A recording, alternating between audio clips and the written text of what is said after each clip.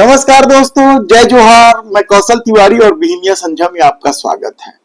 हम ही बनाए हैं और हम ही संवारेंगे विष्णु का सुशासन। इस टैगलाइन के साथ शुरू हुई छत्तीसगढ़ में डबल इंजन सरकार के कामकाज को लेकर भले ही सत्ता लाख दावा करे कि सुशासन तिहार मनाया जा रहा है। अभी छत्तीसगढ़ में सुशासन तिहार चल रहा है और ये सुशासन तिहार 3 चरणों में है।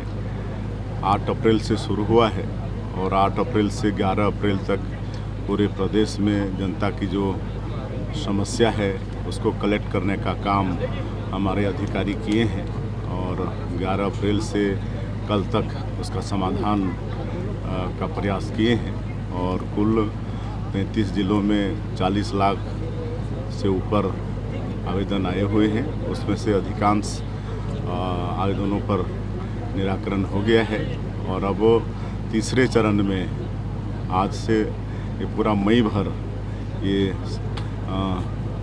समाधान शिविर लगेगा और आज हम ये पहला समाधान शिविर में यहाँ पर आए हैं। लेकिन इस तिहार में न तो लोगों को ठीक से बिजली मिल पा रही है और न ही पीने का पानी। लेकिन यदि सत्ता ने कह दिया है कि यह सुशासन तिहार है तो आप भी मान लीजिए कि छत्तीसगढ़ में विष्णु का सुशासन चल रहा है, इसलिए त्योहार मनाया जा रहा है। यह कैसा त्योहार है कहना बड़ा कठिन है। इस मामले को लेकर छत्तीसगढ़ के पूर्व मुख्यमंत्री भूपेश बघेल ने तो साफ तौर पर कह दिया है कि सुशासन तिहार में सरकार की ही बत्ती गुल है। सुशासन त्योहार है और 3 दिन से बिजली गुल है। विभाग के मंत्री हैं, न गांव में है न शहर में, राजधानी में बिजली नहीं पहुंच रही है। आप लोग बताओ क्या स्थिति बिजली की?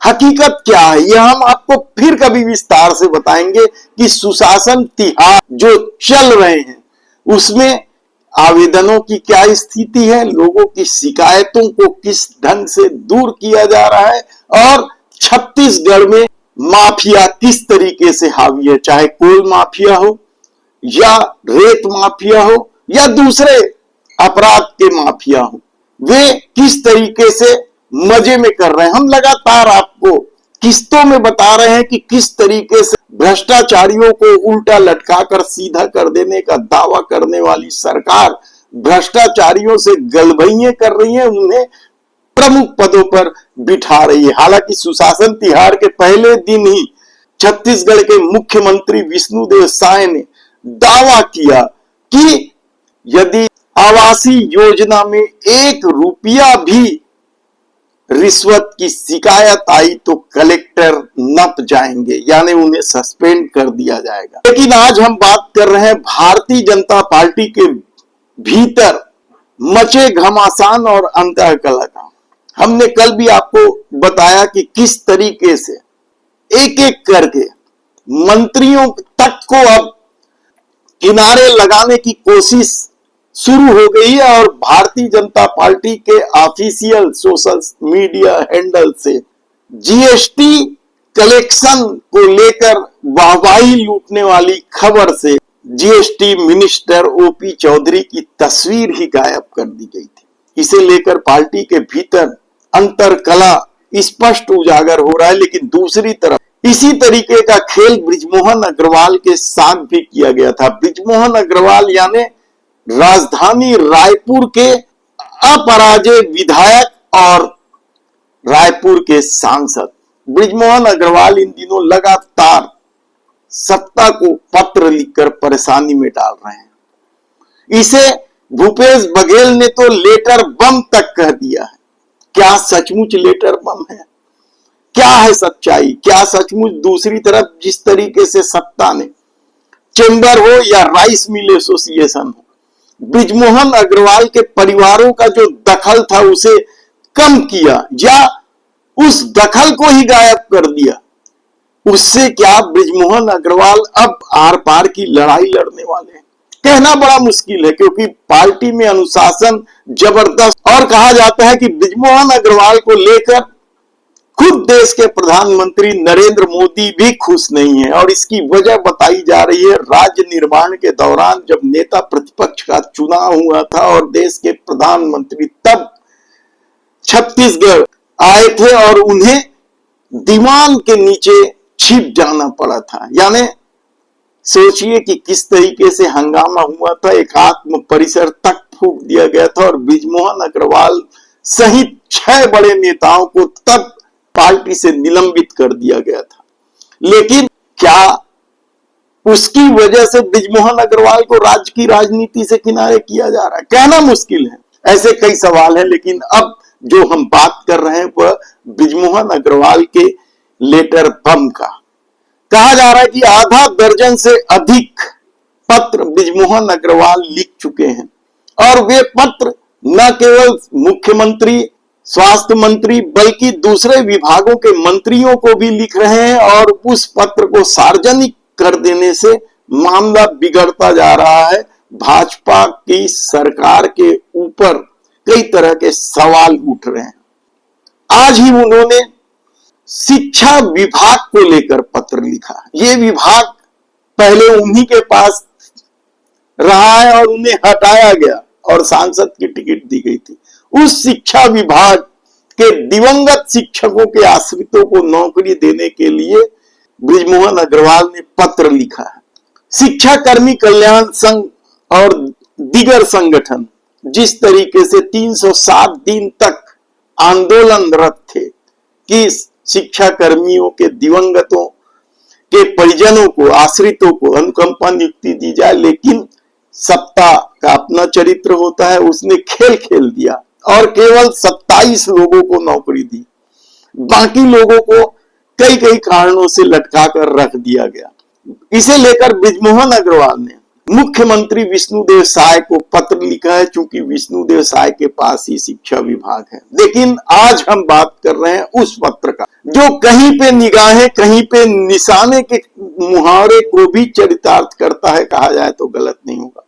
वह पत्र स्वास्थ्य मंत्री श्याम बिहारी जायसवाल को लिखा गया है, जिसमें मेकाहारा में हार्ट के पेशेंटों को जो परेशानी हो रही है ऑपरेशन नहीं होने की वजह से, उसे लेकर पत्र लिखा गया है। और उस पत्र में जो बातें कही गई है वह बेहद ही चौंकाने वाली। हालांकि बृजमोहन अग्रवाल ने यदि यह पत्र लिखा है तो कुछ सोच समझकर ही लिखा होगा। उस पत्र का एक लाइन है, मेकाहारा में हार्ट के ऑपरेशन की व्यवस्था नहीं होने और तारीख पर तारीख मिलने की वजह से लोग निजी अस्पतालों में लूट का शिकार हो रहे हैं। क्या निजी अस्पताल लुटेरी हो गई है छत्तीसगढ़ की? तो फिर शासन कार्रवाई क्यों नहीं कर रही है? निजी अस्पतालों के लूट को क्यों बंद नहीं कर रही है? और बृजमोहन अग्रवाल ने स्वास्थ्य मंत्री को लिखे पत्र में एक ही झटके में प्रदेश भर के तमाम निजी अस्पतालों को लुटेरी बता दिया, कहा जाए तब भी गलत नहीं होगा। इस मामले को लेकर हमने कुछ बड़े अस्पतालों के संचालकों से चर्चा की, लेकिन वे इस बात की आलोचना तो कर रहे थे लेकिन कैमरे के सामने आने से हिचक रहे हैं, क्योंकि बृजमोहन अग्रवाल का कद इतना बड़ा है कि उनसे कोई पंगा लेना नहीं चाहते। और शायद यही वजह है कि बृजमोहन अग्रवाल के इस पत्र में निजी अस्पतालों की लूट की जो बात कही है, क्या उस पर सरकार को संज्ञान लेना चाहिए? क्या जांच करनी चाहिए? सचमुच छत्तीसगढ़ में जो निजी अस्पताल हैं वे आम लोगों को लूट रहे हैं।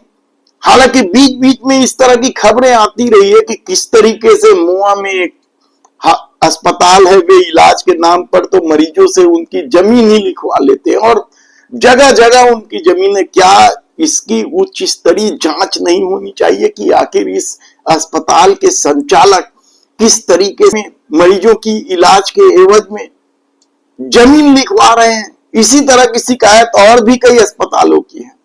ऐसे में बृजमोहन अग्रवाल ने जो मेकाहारा में व्यवस्था बनाने के नाम पर निजी अस्पतालों की लूट का जो मामला उठाया है वह कितना तूल पकड़ेगी देखने की बात होगी। लेकिन एक बात तो तय है कि बृजमोहन अग्रवाल के परिवार वालों को, यानी उनके छोटे भाई Yogesh Agarwal rice mill association के अध्यक्ष हुआ करते थे, उन्हें किस तरीके से किनारे किया गया और चेंबर की राजनीति को लेकर भी कई तरह के सवाल हुए। इससे पहले योगेश अग्रवाल चेंबर अध्यक्ष का चुनाव लड़े थे, वे हार गए थे, अलग बात है।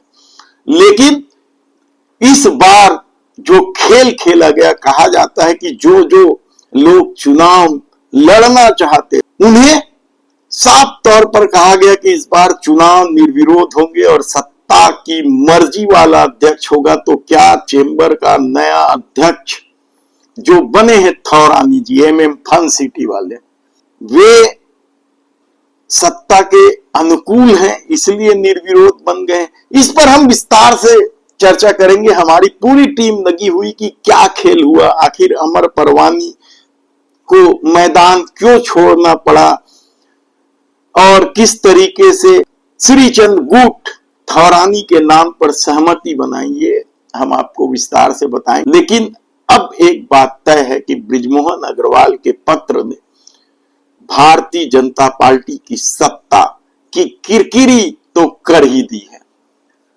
धन्यवाद।